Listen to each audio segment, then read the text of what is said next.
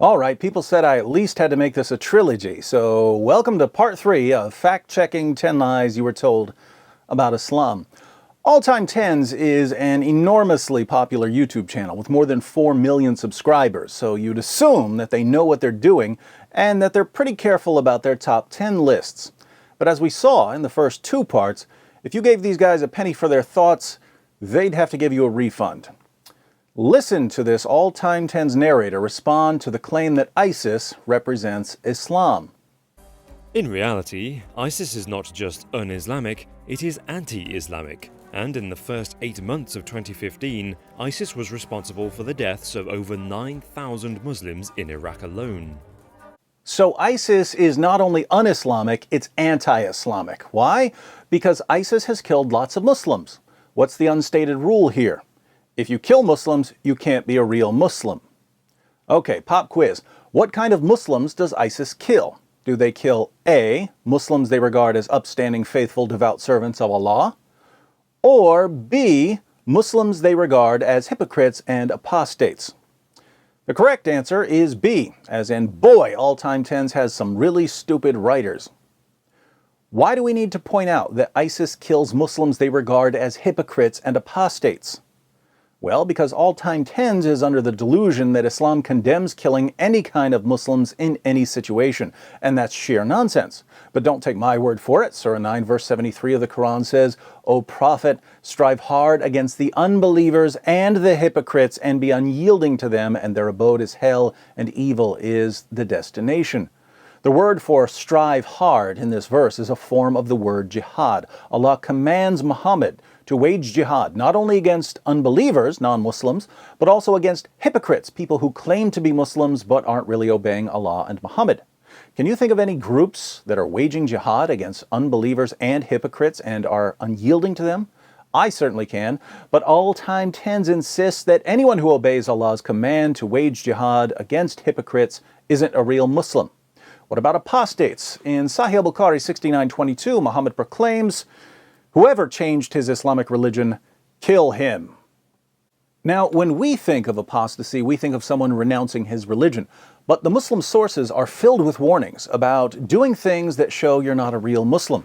For instance, Surah 4 verse 65 of the Quran says that if you have any resistance against Muhammad's decisions, you're not a real Muslim. The verse reads, "But know, by your Lord, they can have no faith until they make you, O Muhammad, judge in all disputes between them and find in themselves no resistance against your decisions and accept them with full submission." Do you see the massacre starting to brew? Muhammad orders his followers to kill apostates, and the Quran says that if you find any resistance against Muhammad's decisions, you're an apostate. Put those together and you've got an ISIS-style bloodbath on your hands. And Muhammad's closest companions launched an ISIS-style bloodbath when people in the Muslim community found resistance against his decisions. When Muhammad died, certain Muslims refused to pay zakat, alms in Islam, to the administration of Abu Bakr, the first of the rightly guided caliphs.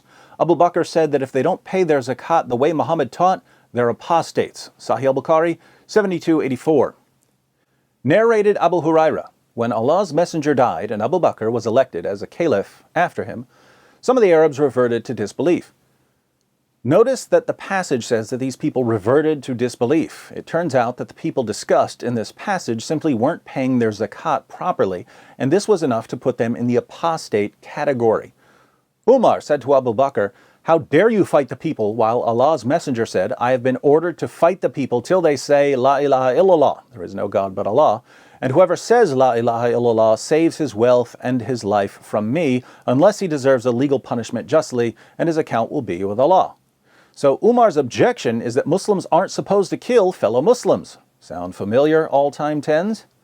Abu Bakr said, "By Allah, I will fight him who discriminates between zakat and salat, prayers, for zakat is the compulsory right to be taken from the wealth. By Allah, if they refuse to give me even a tying rope, which they used to give to Allah's messenger, I would fight them for withholding it." Abu Bakr's response to Umar is, we can't discriminate between zakat, alms, and salat, prayers. In other words, if someone stops praying the 5 daily prayers, we recognize that he's no longer a Muslim, but the same prophet who told us to pray also told us to pay zakat. So if someone refuses to pay zakat, he's an apostate, and even though we're not supposed to kill good Muslims, we are supposed to kill apostates. That's when Abu Bakr launched what are called the apostate wars, cleansing the Muslim community of hypocrites and apostates. Can you think of any Muslim groups today who are trying to cleanse their lands of hypocrites and apostates?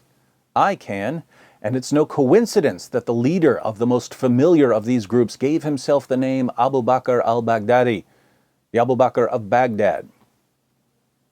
So Abu Bakr killed Muslims he regarded as hypocrites and apostates, but the violence in the early Muslim community didn't stop there. Never stopped. Abu Bakr's daughter Aisha, famous for being Muhammad's child bride, eventually led an army against Ali, the fourth of the rightly guided caliphs.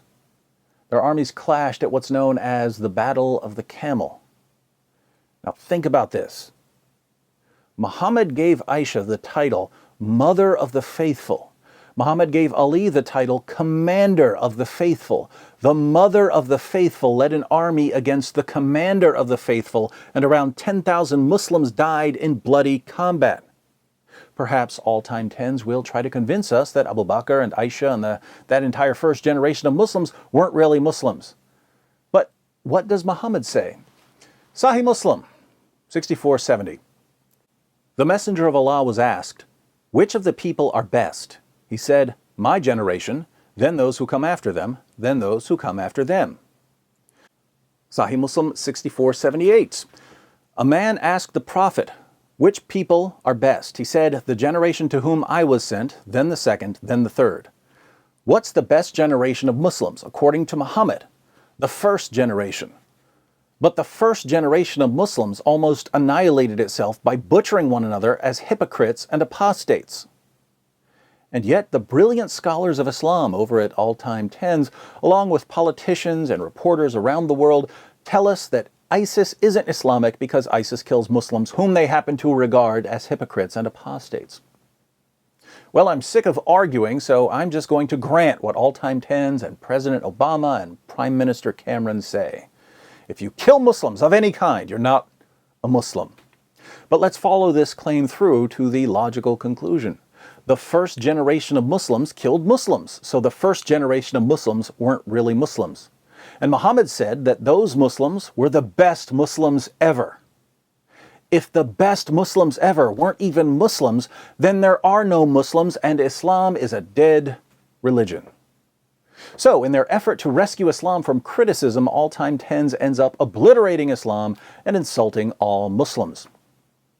Great job, All Time Tens. Remind me never to get on your good side.